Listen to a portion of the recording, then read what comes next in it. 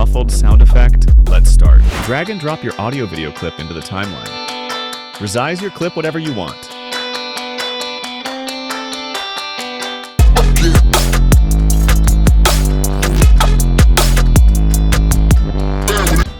Click on the Fairlight tab at the bottom. Select the audio track you want to muffle. In the mixer, on the right, locate your audio track. Click the EQ button, Equalizer, on the track. A new EQ window will pop up. Now do exactly same what I am doing.